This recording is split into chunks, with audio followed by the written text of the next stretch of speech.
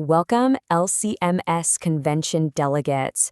Listen, you've got a heavy, absolutely crucial responsibility ahead of you, navigating the convention floor, shaping the future of the synod.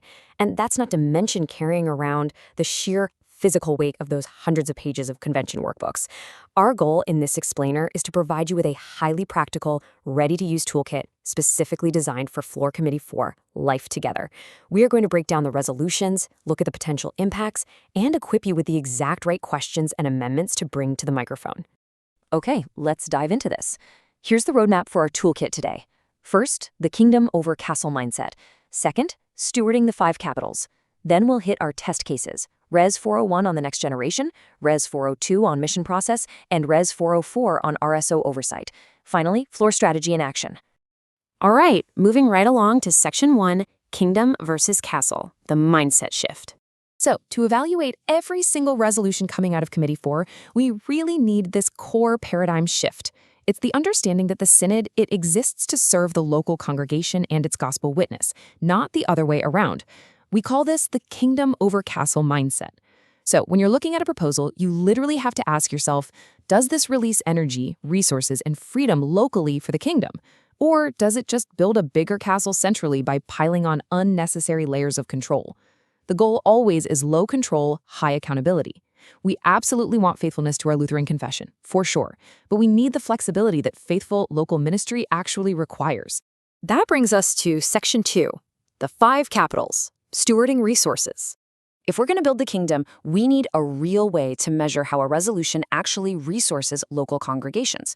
Think of it like a giant puzzle, and you should run every floor resolution through this framework. Does it release spiritual capital, like, resources for catechesis or pastoral care? Does it build relational capital by fostering trust with local leaders and districts? What about physical capital? Does it utilize our actual schools and chapels? Does it respect our intellectual capital, our deep theological memory and training? And finally, does it responsibly steward financial capital? Or is it just throwing an unfunded mandate at you? Evaluating these 5 capitals is absolutely crucial to making sure a resolution practically resources local ministry. Let's put this to work in Section 3, Resolution 401, Next Generation. So, in plain language, Resolution 401 adopts Christ is risen, tell the next generation, as the official mission emphasis for the next triennium. It's a gorgeous mission opportunity, drawn right out of Psalm 78 and the Small Catechism, focusing our attention on teaching the faith to kids and youth. Now, what's really interesting about this is, while that goal is universally supported, the execution is where you, the delegate, must pay close attention. Because here is the stark contrast. The castle risk here, it's that this simply becomes a catchy slogan. A nice new banner to hang in the sanctuary, but offering zero practical help to the folks actually doing the real work. The kingdom opportunity, on the flip side, is immense. It's the chance to truly empower parents in their households, to support brand new mission starts, and to equip those smaller congregations that might not even have a full-time youth worker. So how do we make sure it actually is a kingdom opportunity? Well, we apply our 5 capitals. We need spiritual capital, like catechism prayer cards. We need relational capital through real, intergenerational mentoring. Physical capital means utilizing our actual homes, not just megachurch youth rooms. Intellectual capital via accessible, easy-to-use teaching guides. And crucial financial capital, meaning we ensure these resources are free or low cost so small parishes can actually afford to use them. To guarantee that happens, you've got to have the right words on the floor. I highly recommend taking a screenshot of this little microphone-ready phrase to offer as a tactical amendment. By offering this exact phrasing, you ensure the resolution mandates resources that fit the actual day-to-day context of the vast majority of our synod's congregations. This preserves that low control we talked about by ensuring the synod serves as a resource provider, not just a centralized mandate. Before you head to that microphone, turn to your fellow delegates. Use this delegation huddle question to really focus the conversation.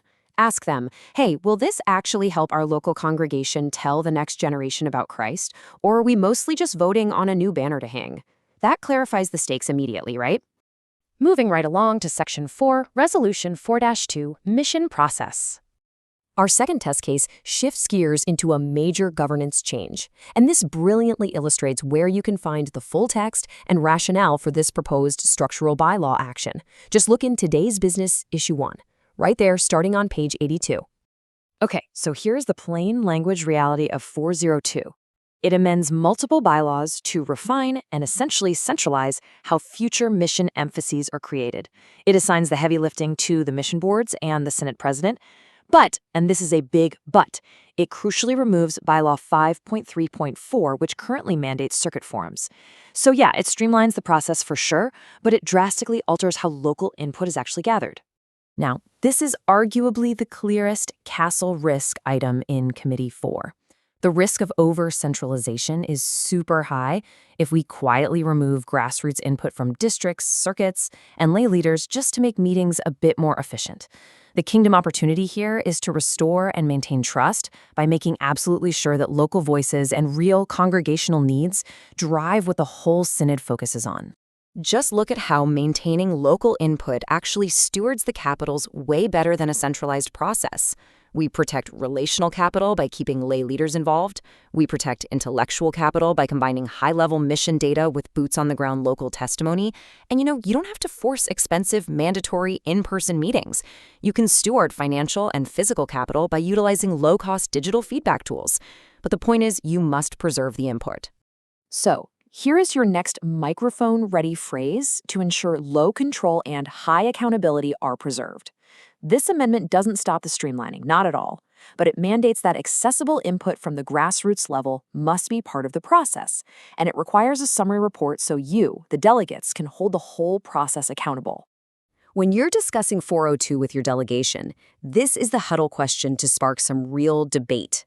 Does centralizing this process strengthen our local mission engagement, or does it weaken it by cutting out the voices of the people actually sitting in the pews? Next up, Section 5, Resolution 404, RSO Oversight. Resolution 404 updates the oversight process for recognized service organizations. So the crucial point is understanding the delicate balance we need here. RSOs do vital work in the Synod sphere, often under immense secular pressure. The castle risk is creating a toxic culture of administrative neglect that suddenly pivots into surprise compliance raids that just burn trust. The kingdom opportunity, though, is establishing true relational accountability, where doctrinal expectations are crystal clear, yes, but they are paired with practical support for our faithful partners.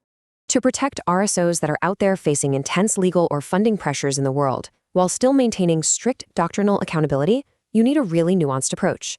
And this microphone-ready amendment does exactly that.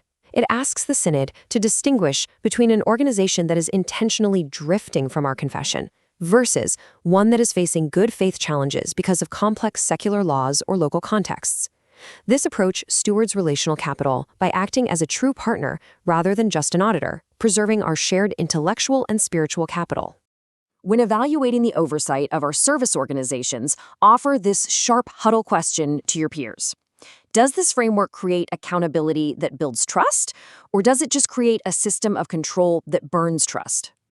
Now, because you are delegates, you must apply this toolkit to the rest of the docket. Let's zoom out and see how this builds across the board. For Resolution 403, ensure witness, mercy, and life together remain useful local planning tools even if they're sunsetted nationally. For Res 405 on chaplaincy, the amendment protects faithful workers from being mislabeled or disconnected from pastoral support. On 406, ask if the Commission on Worship is acting as a helpful advisory body or a centralized control office. For 407 regarding political violence, the whole goal is grounding our response in the Two Kingdoms teaching and neighbor love. For 408, ensure the CTCR relies on careful scriptural definitions, not partisan uses.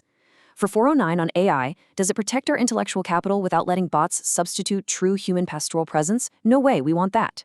And finally, for 410, ensure the CHI Centennial turns historical Thanksgiving into actual local digital preservation. See, the tools work for every single resolution. Which brings us to your final test as a delegate. As you walk up to that microphone, as you get ready to press your voting button, let this provocative question guide you.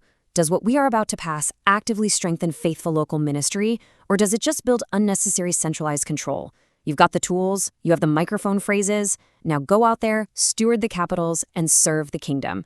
Thank you so much for joining this explainer, and God's blessings on your work at the convention.